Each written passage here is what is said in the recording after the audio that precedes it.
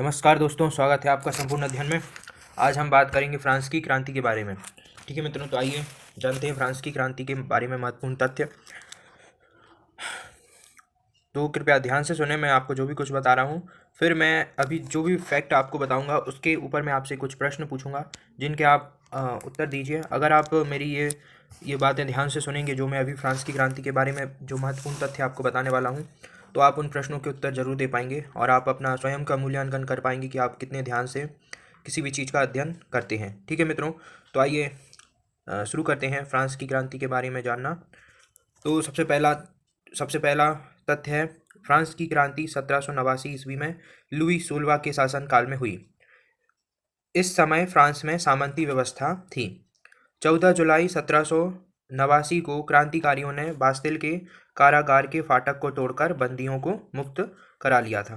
ठीक है मित्रों, तो ये है हमारा बास्तिल का कारागार, ये है इसका प्रमुख गेट। इसको तोड़कर यहाँ के लोगों ने वहाँ के सारे कैदियों को मुक्त करा दिया था। ठीक है मित्रों, मैं इसके ऊपर एक डिटेल वीडियो अलग से लाऊंगा जिसमें आपको पूरा सब कुछ रहेगा। उसमें मैं आपको फ्रांस की क्रांति के बारे में सारी चीज़ें डिटेल में बताऊंगा। ये कब, ये कैसे हुई, क्यों हुई, इसका मुख्य कारण क्या था। मैं आपको किसी दिन किसी और वीडियो में मैं आपको उसके बारे में ध्यान से बताऊंगा। ठीक है मित्रों, तो आज हम बस फैक्ट के बारे में जानेंगे। जो महत्वपूर्ण इस क्रांति में जो महत्वपूर्ण घटनाएं हुई उनके बारे में हम आज की वीडियो में जानेंगे। ठीक है मित्रों, तो 14 जुलाई 1789 को जब क्रांतिकारियों ने मिलकर बास्तिल के कारागार का फाटक तोड़कर बंदियों को मुक्त करा दिया, तो इसी दिन को फ्रांस का स्वतंत्रता दिवस मनाया जाने लगा। इसी दिन से 14 जुलाई से। ठीक है मित्रों, तो फ्रांस का राष्ट्रीय दिवस 14 जुलाई को होता है। फ्रांस की क्रांति में एक प्रमुख नारा था, समानता, स्वतंत्रता और बंधुत्व। मैं ही राजा हूँ और मेरे शब्द ही कानून है, यह कथन लुई 14वां का था। ठीक है मित्रों, तो ये हमारा लुई 14वां। ठीक है मित्रों, आप देख सकते हैं इसकी शक्ल ही कितनी बेकार है। ठीक है मित्रों, ये जो राजा थे, इन्होंने अपनी ही जनता की नाक में दम करके रखा हुआ था। ठीक है मित्रों, लुई 14वां हो गया। ये हमारे लुई 16वां महोदय हैं। इन्होंने इतने ज़्यादा प्रताड़ित कर दिया था जनता से कि उस प्रताड़ना का असर ये हुआ कि फ्रांस की क्रांति हो गई।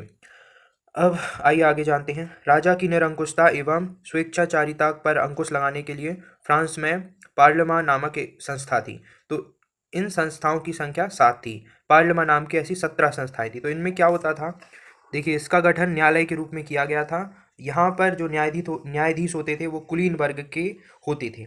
ठीक है मित्रों, और ये जो पद था ये वंशानुगत हुआ करता था। मतलब जैसे कि मान लीजिए आज एक, जैसे ये लुई 16वां है, तो ये क्या है, ये लुई 15वां या 14वां का बेटा होगा। ठीक है मित्रों, तो इस तरीके से वंशानुगत होता है। जैसे कि मान लें किसी के पिता कहीं पे राजा है, तो अब वहाँ का राजा कौन बनेगा, उसका बेटा। ठीक है मित्रों, तो इसे कहते हैं वंशानुगत। वारसाई का शीश महल का निर्माण लुई 14वां ने करवाया था। ठीक है, वारसाई को फ्रांस की राजधानी भी लुई 14वां ने बनाया। लुई 16वां 1774 ईस्वी में फ्रांस की गद्दी पर बैठा। लुई 16वां की पत्नी थी मैरी मैरी एंतवानीत। ठीक है मित्रों, यह ऑस्ट्रिया की राजकुमारी थी। आपको इनका कहीं कहीं नाम मिलेगा मैरी और कहीं कहीं पे मिलेगा मारी। ठीक है मित्रों, राष्ट्र की समाधि वारसाई का भड़कीला राज दरबार था। ठीक है मित्रों, राष्ट्र, देखिए, जब फ्रांस की क्रांति हुई तो जो लुई 16वां का जो राज दरबार था उसको बिल्कुल जनता ने मिलके उसको ध्वस्त कर दिया था। ठीक है मित्रों, जो उसका महल था, उसको, जो किला था, उसको बिल्कुल पूर्ण तरीके से ध्वस्त कर दिया था और उसको समाधि बना दिया। लुई 16वां को देशद्रोह के अपराध में फांसी दी गई। टेले टेले एक प्रकार का भूमि कर था। ठीक है मित्रों, टेले वहाँ पे कर लगाया जाता था, भूमि कर था टेले। और एक तिथि कर था जो कि एक धार्मिक कर था। ठीक है मित्रों, जो चर्च को देना होता था। वॉल्टेयर चर्च के विरोधी थे। अब देखिए, वॉल्टेयर फ्रांस की क्रांति के कुछ महत्वपूर्ण लोग थे, जिनमें से एक थे वॉल्टेयर, एक थे माउंटेस्क्यू और एक थे रूसो। ठीक है मित्रों, तो वॉल्टेयर की यहाँ पे फोटो नहीं है, ये हो गए रूसो महोदय और ये हमारे माउंटेस्क्यू। ठीक है मित्रों, तो देखिए, रूसो फ्रांस के प्रजातांत्रिक शासन पद्धति के समर्थक थे। मतलब ये चाहते थे कि रूस में प्रजातंत्रात्मक शासन पद्धति हो, ना कि एक राजा की। 100 चूहों की अपेक्षा एक सिंह का शासन उत्तम है, यह उक्ति वॉल्टेयर ने दी थी। सोशल कॉन्ट्रैक्ट रूसो की रचना थी और लेस्टर ऑन इंग्लिश पॉल्टियर की रचना है। कानून की आत्मा की रचना माउंटेस्क्यू ने की थी, जिसमें सरकार के 3 अंग बताए गए थे: कार्यपालिका, विधायिका और न्यायपालिका। ठीक है मित्रों, और इनकी शक्तियाँ भी अलग अलग थी। तो इसको शक्ति शक्ति पृथक्करण का सिद्धांत कहा जाता था। तो माउंटेस्क्यू ने शक्ति पृथक्करण सिद्धांत का पोषण किया। फ्रांस की क्रांति का सबसे महत्वपूर्ण नारा था समानता। इसको किसने दिया था? मध्य वर्ग ने इसका आगाज किया था। ठीक है मित्रों, इसके अलावा स्वतंत्रता एवं बंधुत्व भी फ्रांस की क्रांति का नारा था। 18वीं शताब्दी में फ्रांसीसी समाज तीन स्टेट अर्थात तीन श्रेणियों में बटा हुआ था। प्रथम स्टेट में पादरी आते थे, दूसरे स्टेट में अभिजात वर्ग आता था। अभिजात वर्ग से मतलब है जो राजा होता था और राजा के साथ करने वाले जो लोग होते थे। ठीक है मित्रों, और तीसरे स्टेट में सारे देश के सभी लोग आते थे। जो देश के 90% जनता थी वो तीसरे स्टेट में आती थी। इस वर्ग में व्यापारी, डॉक्टर, वकील, जज, अध्यापक, लेखक, शिक्षक, शिल्पी, किसान एवं मजदूर सभी को शामिल किया गया था। फ्रांस की क्रांति के समय फ्रांस की मुद्रा लिब्रे थी। ठीक है मित्रों, स्टेट जर्नल का अधिवेशन की शुरुआत 5 मई 1789 को हुई थी। मापतौल की दशमलव प्रणाली फ्रांस की देन है। सांस्कृतिक राष्ट्रीयता का जनक हर्डर को कहा जाता है। अब देखिए मित्रों, इसके बाद में एक महान शासक हुआ नेपोलियन। ठीक है, तो ये फ्रांस में सबसे महान शासक हुआ फ्रांस का नेपोलियन। ठीक है मित्रों, इसके अलावा भी और भी होंगे, लेकिन फ्रांस की क्रांति के बाद ये ही प्रमुख शासक था फ्रांस का। तो इसका जन्म 15 अगस्त 1769 ईस्वी को कोर्सिका द्वीप की राजधानी अजासियो में हुआ। इसके पिता का नाम कार्ल बोनापार्टा था। इसने ब्रिटेन के सैन्य अकादमी से शिक्षा प्राप्त की। 1796 में नेपोलियन ने इटली की ऑस्ट्रिया के प्रमुख को समाप्त किया। फ्रांस में डायरेक्टरी के शासन का अंत 1799 में हुआ और 1799 में ही नेपोलियन फ्रांस का प्रथम काउंसल बना। ठीक है मित्रों, फिर 1802 में इसने स्वयं को जीवन भर के लिए काउंसिल बना लिया। 1804 ईस्वी में नेपोलियन फ्रांस का सम्राट बना। आधुनिक फ्रांस का निर्माता नेपोलियन को माना जाता है। नेपोलियन ने सर्वप्रथम इंग्लैंड को बनियों का देश कहा। ठीक है मित्रों, नेपोलियन ने पत्नी जोसेफाइन को तलाक देकर ऑस्ट्रिया की राजकुमारी मोरिया लुइसा से शादी की। ट्रफगर का युद्ध 21 अक्टूबर 1805 ईस्वी को हुआ, जो कि इंग्लैंड और नेपोलियन के मध्य हुआ था। नेपोलियन ने 1800 ईस्वी में बैंक ऑफ फ्रांस की स्थापना की। फिर नेपोलियन ने कानूनों का संग्रह तैयार करवाया, जिसे नेपोलियन का कोड कहा जाता है। नेपोलियन को नील नदी के युद्ध में अंग्रेजी जहाज के बेड़े के नायक नेल्सन के हाथों बुरी तरह पराजय झेलनी पड़ी। नेपोलियन फिर इसके बाद यूरोप के राष्ट्रों ने मिलकर 1813 ईस्वी में नेपोलियन को लिपजिग नामक स्थान पर हरा दिया और उसे बंदी बनाकर एल्वा के टापू पर भेज दिया, परंतु वह एल्वा से भाग निकला और पुनः फ्रांस का सम्राट बना। अंततः मित्र राष्ट्रों की सेना ने नेपोलियन को 18 जून 1815 को वाटरलू के युद्ध में पराजित कर बंदी बना लिया और उसे सेंट हेलेना द्वीप पर भेज दिया। तो ये हमारा सेंट हेलेना द्वीप, जो कि दक्षिण अफ्रीका महाद्वीप के पास में है। ठीक है मित्रों, ये दक्षिण अफ्रीका महाद्वीप के पश्चिम में स्थित है। ठीक है, तो ये इसका जूम्ड मैप है। ये है इसका जूम्ड मैप, बहुत ही छोटा सा ये द्वीप है। यहीं पर इसकी मृत्यु हो गई 1821 में। ठीक है मित्रों, 18 जून 1815 को पराजित कर इसको सेंट हेलेना द्वीप पे भेज दिया गया था बंदी बनाकर, और यहीं पर इसकी 1821 में मृत्यु हो गई थी।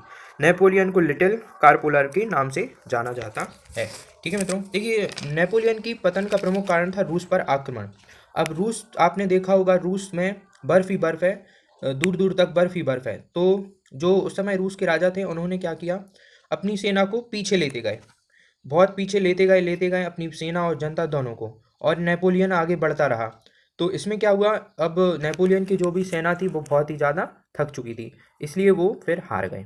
इंग्लैंड के वाणिज्य एवं व्यापार का बहिष्कार करने के लिए नेपोलियन ने महाद्वीपीय व्यवस्था का सूत्रपात किया। वियना कांग्रेस समझौता के तहत यूरोप के राष्ट्रों ने 1815 ईस्वी में फ्रांस की प्रभुत्वता को समाप्त कर दिया। ठीक है मित्रों, तो अब मैं आपसे इसके बाद मैं आपसे प्रश्न उत्तर पूछूंगा। तो अगर आपने मैंने जो भी आपको अभी तथ्य बताए हैं, अगर आपने वो ध्यान से सुने होंगे तो आप जरूर उन प्रश्नों के उत्तर दे पाएंगे। ठीक है मित्रों, तो आइए चलिए शुरू करते हैं हमारा प्रश्न उत्तर का भाग। देखते हैं आप कितने प्रश्नों का उत्तर दे पाते हैं।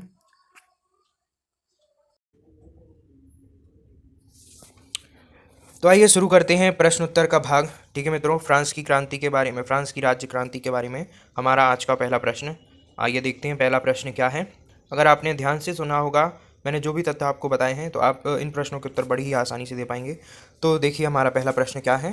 फ्रांस की क्रांति कब और किसके शासनकाल में हुई? तो आप बताइए इन ऑप्शन को देख के कि कौन सा ऑप्शन सही होगा। मैं आपको उत्तर बताता हूँ अब। ये है हमारा उत्तर। 1789 में लुईस 16वां के शासनकाल में फ्रांस की क्रांति हुई थी। ठीक है मित्रों, तो आइए अगला प्रश्न देखते हैं। फ्रांस का राष्ट्रीय दिवस कब मनाया जाता है? तो ये मनाया जाता है 14 जुलाई को, या 15 जुलाई को, या फिर 16 जुलाई को। तो आइए देखते हैं इसका सही उत्तर क्या होगा। 14 जुलाई। ठीक है मित्रों, तो 14 जुलाई को फ्रांस का राष्ट्रीय दिवस मनाया जाता है। अगला प्रश्न देखते हैं। अगला प्रश्न क्या है। फ्रांस की क्रांति का नारा क्या था? समान, धर्मनिरपेक्ष, स्वतंत्रता एवं बंधुत्वता। ऑप्शन बी है समानता, स्वतंत्रता एवं बंधुत्वता। समानता। ऑप्शन सी है समानता, स्वतंत्रता, अखंडता। तो इसका सही उत्तर हो जाएगा ऑप्शन डी। ठीक है मित्रों, ऑप्शन बी इसका सही उत्तर होगा, समानता, स्वतंत्रता एवं बंधुत्व। आइए अगला प्रश्न देखते हैं। अगला प्रश्न क्या है। मैं ही राज्य हूँ और मेरे शब्द ही कानून है, यह किसका कथन है? लुई 11वां, लुई 12वां, लुई 14वां, या इनमें से कोई नहीं। तो हमारा सही उत्तर हो जाएगा लुई 14वां। ठीक है मित्रों, तो आइए देखते हैं अगला प्रश्न क्या है।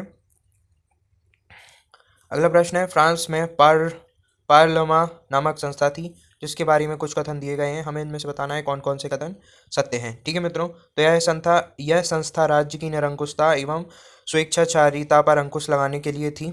इनकी संख्या 17 थी और इनका गठन न्यायालय के रूप में किया गया था। तीसरा कथन है, न्यायाधीशों का पद कुलीन वर्ग के लिए सुरक्षित होता था और ये पद वंश क्रमानुगत होते थे। ठीक है मित्रों, तो इसका सही उत्तर क्या हो जाएगा? देखिए इसका सही उत्तर है सभी सत्य हैं। ठीक है मित्रों, तो ये सभी कथन पार्लमा नामक संस्था के बारे में सत्य हैं। आइए अगला प्रश्न देखते हैं। अगला प्रश्न है हमारा। वारसाई का शीश महल का निर्माण किसने करवाया था? लुई 11वां, लुई 12वां, लुई 14वां, या इनमें से कोई नहीं। तो इसका सही उत्तर हो जाएगा लुई 14वां। ठीक है मित्रों, चलिए अगला प्रश्न देखते हैं।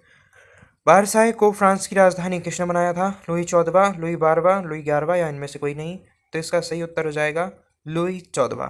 ठीक है मित्रों, अगला प्रश्न देखते हैं। अगला प्रश्न क्या है हमारा? अगला प्रश्न है, लुई 16वां कब फ्रांस का राजा बना? तो देखिए उत्तर है 1774 को लुई 74वां,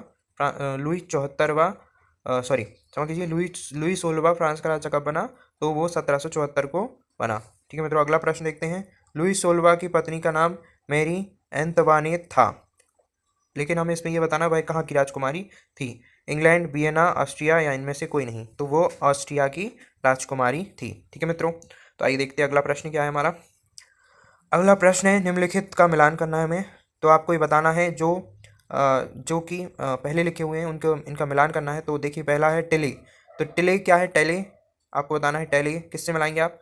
तो टेले का हो जाएगा सी। ठीक है मित्रों, टेले क्या था? एक भूमिकर था टेले। ठीक है, तो आप देखिए पहला ऑप्शन किस में है। पहले टेले को, मतलब नंबर 1 को नंबर सी से कहाँ पे दिया हुआ है? तो देखिए ऑप्शन सी में ही, सिर्फ ऑप्शन सी में दिया है कि पहले का आंसर सी। ठीक है मित्रों, तो हमारा उत्तर यही हो जाएगा ऑप्शन सी। टेले क्या है? भूमिकर। तिथे है चर्च को दिया जाने वाला कर, मतलब हम इसे धार्मिक कर बोल सकते हैं। और लिब्रे थी फ्रांस की मुद्रा। ठीक है मित्रों, तो हमारा ऑप्शन सी सही हो जाएगा। अब अगला प्रश्न क्या है। फ्रांसीसी क्रांति में सर्वाधिक योगदान देने वाले लोग हैं? वॉल्टेयर, माउंटेस्क्यू, रूसो, या तीनों ही हैं।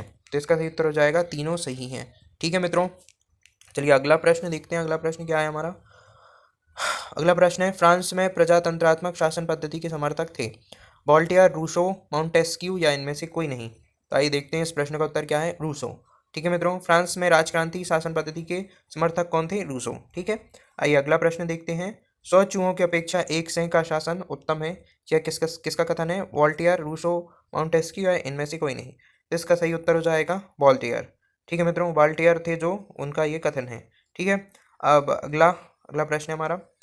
कानून की आत्मा की रचना किसने की? वॉल्टेयर ने, रूसो ने, माउंटेस्क्यू ने, या इनमें से कोई नहीं। तो हमारा सही उत्तर हो जाएगा माउंटेस्क्यू ने। ठीक है, अगला प्रश्न देखते हैं। शक्ति पृथक्करण का सिद्धांत में कितने अंग हैं? तो इसमें कितने अंग हमें ये बताना है। 2, 5, 4, 3। तो इसका सही उत्तर हो जाएगा 3। ठीक है मित्रों, और वो 3 अंग कौन कौन से हैं? देखिए, कार्यपालिका, विधायिका और न्यायपालिका। जिस प्रकार से आज हमारे देश में शासन व्यवस्था चलती है, उसी प्रकार की इन्होंने शक्ति पृथक्करण का सिद्धांत दिया था।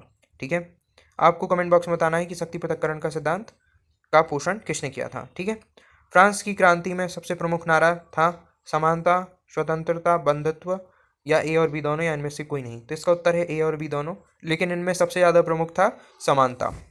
ठीक है मित्रों, तो और आपको आपने अगर ध्यान से सुना होगा तो आप बता पाएंगे समानता ये नारा किसने दिया था, किसने किसके मतलब किसने किसके मुख से ये निकला था, किसका था ये प्रमुख रूप से नारा, समानता का नारा किसका था, आपको ये बताना है।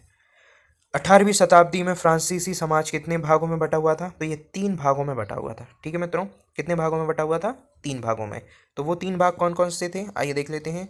3 स्टेट में बटा हुआ था। प्रथम स्टेट पादरी आते थे, द्वितीय स्टेट में अभिजात वर्ग आते थे, तृतीय स्टेट में देश की 90% जनता आती थी। ठीक है मित्रों, चलिए अगला प्रश्न देखते हैं। अगला प्रश्न क्या है, अगला प्रश्न है स्टेट जनरल के अधिवेशन की शुरुआत कब हुई, 5 मई 1780 को, 5 मई 1788 को, 5 मई 1789 को, 5 मई 1787 को। तो इसका सही उत्तर हो जाएगा 5 मई 1789 को। ठीक है मित्रों, आइए अगला प्रश्न देखते हैं। माप तौल की दशमलव प्रणाली किसकी देन है, अमेरिका, इंग्लैंड, इटली, फ्रांस। तो इसका उत्तर सही उत्तर हो जाएगा सी, फ्रांस। ठीक है, अगला प्रश्न देखते हैं।